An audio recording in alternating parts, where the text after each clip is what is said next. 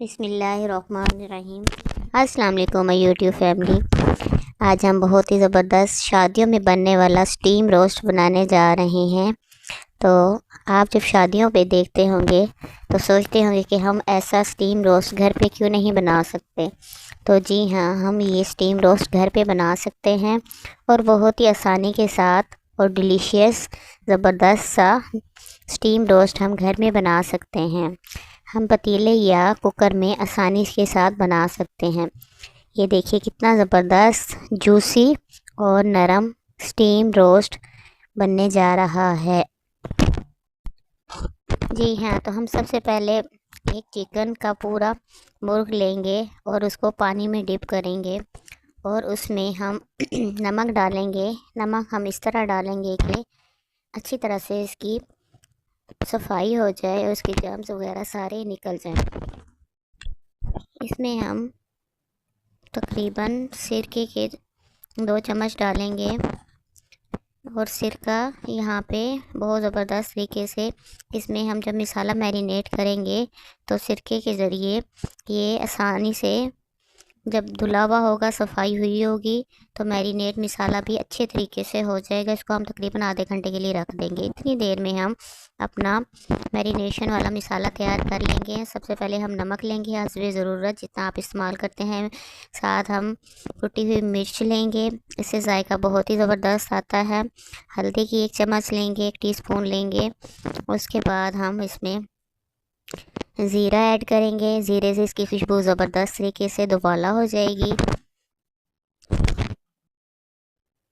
زیرہ ڈالنے کے بعد ہم اس میں خشک دھنیوں کا پاؤڈر ڈالیں گے۔ یہ بھی آپ حسب ضرورت ڈال سکتے ہیں، اس سے خوشبو بہت زبردست ہو جائے گی اس کی۔ اس کے بعد ہم کالی مرچ پاؤڈر ڈالیں گے۔ کالی مرچ پاؤڈر ڈالنے کے بعد ہم اس میں زبردست سی گارلک پاؤڈر ڈالیں گے، وہ بھی آپ حسب ضرورت ڈال سکتے ہیں۔ میں نے اس میں 1 چمچ ڈالی ہے۔ اس کے بعد ہم اس میں جنجر پاؤڈر ڈالیں گے۔ تو اگر آپ کے پاس پاؤڈر نہیں ہے، پاؤڈر فارم میں نہیں ہے، تو آپ اس کو اپنا لے سکتے ہیں، کوٹ سکتے ہیں مسالہ وغیرہ اور بنا سکتے ہیں۔ اس کے بعد ہم اس میں تکہ مسالہ ڈالیں گے۔ تکہ مسالہ بھی اس میں ایک زبردست طریقے سے ایبزورب جب ہوگا تو زبردست اس کا ذائقہ بن جائے گا اور بالکل شادیوں والا سٹیم والا ذائقہ پیدا ہو جائے گا اور آپ اس کو مزے سے انجوائے کر سکیں گے۔ یہ سارے مسالہ جات ہم اس میں مکس کریں گے اور مکس کرنے کے بعد اس میں ہم سرکہ ڈال دیں گے۔ اگر آپ کے پاس لیمن ہے تو آپ اس میں لیمن ڈال سکتی ہیں۔ اس وقت میرے پاس لیمن اویلیبل نہیں تھا تو میں نے اس میں سرکہ ڈالا اور سویا سوس 1 چمچ آپ اس میں ایڈ کر دیں۔ اس کو ایڈ کرنے کے بعد اچھی طرح سے آپ اس کو مکس کریں گی۔ مکس کرنے کے بعد اس میں آپ دہی ڈالیں گی۔ دہی سے اس کا مسالہ تقریباً اچھی طرح سے میرینیٹ ہو جائے گا اور اس میں میں نے تھوڑا سا فوڈ کلر ڈالا ہے، وہ آپ کی اپنی مرضی پہ ہے کہ آپ ڈالیں یا نہ ڈالیں۔ دہی ڈالنے کے بعد اس کو ہم اچھی طرح سے مکس کر لیں گے تاکہ اس کے مسالے یکجان ہو جائیں، نمک کہیں پہ گٹھلیوں میں نہ رہ جائے، کہیں زیادہ اور کہیں کم۔ اس کے بعد ہم آدھے گھنٹے کے بعد جب ہم چکن دیکھیں گے سارا کچھ زبردست طریقے سے صاف ہو چکا ہے، صفائی ہو چکی ہے۔ اس میں ہم گہرے کٹ لگائیں گے تاکہ ہمارا مسالہ اس میں جذب ہو جائے۔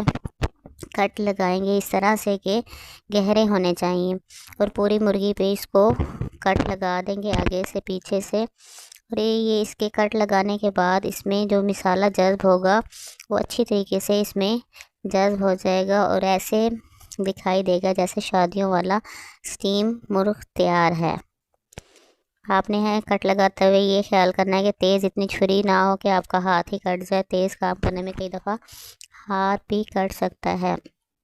اب اس کے تقریباً ساری جگہوں پہ مسالہ جو کٹ ہے خاص طور پر اس میں ہم مسالہ جذب کریں گے۔ مسالہ جذب کریں گے تو اس میں تقریباً اس کو ہم اچھی طرح سے مسالہ لگا دیں گے، پورے مرغی پہ مسالہ لگا دیں گے اور اس کو اچھی طرح سے ہاتھوں سے میرینیٹ کر کے تقریباً ہم اس کو 20-25 منٹ کے لیے یا آدھے گھنٹے کے لیے یا 1 دن کے لیے بھی رکھ سکتے ہیں۔ میں نے تقریباً 1 دن کے لیے اس کو رکھا ہے۔ اس پہ دیکھیں بالکل बर्फ़ जमी हुई है, मतलब इसमें मसाला तकरीबन मैरिनेट हो चुका है। अब इसको हम एक कढ़ाई में घी लेंगे और इसको थोड़ा सा हम इसको भून लेंगे घी में, इसकी अच्छी तरह इसको तल लेंगे।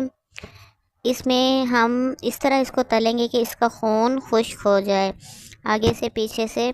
तकरीबन इसको स्टीम करने से पहले थोड़ा बहुत हमें घी में इसको तलना पड़ता है ताकि इसका अच्छी तरह से खून खुश्क हो जाए और ये अच्छी तरह से पक जाए। वैसे तो स्टीमर में या कुकर में या पतीले में भाप में पक जाएगा, लेकिन इस तरह से इसका मसाला भी जज़्ब हो जाएगा और हमें इसमें जो कच्चापन है वो फील नहीं होगा। ये देखिए कितने अच्छे तरीके से जूसी जूसी सा नज़र आ रहा है। हम इसमें एक ऑयल पेपर लेंगे, एलुमिनियम पेपर लेंगे, एलुमिनियम पेपर इसके ऊपर चढ़ाएंगे और नीचे से हमने सुराख करने हैं। नीचे हमने स्टीमर रखना है। मेरे पास स्टीमर नहीं था तो मैंने नीचे एक बर्तन रख दिया और इसको अच्छी तरह से मैंने कवर कर दिया। तकरीबन 10-15 मिनट में ये हमारा पक के तैयार हो चुका है।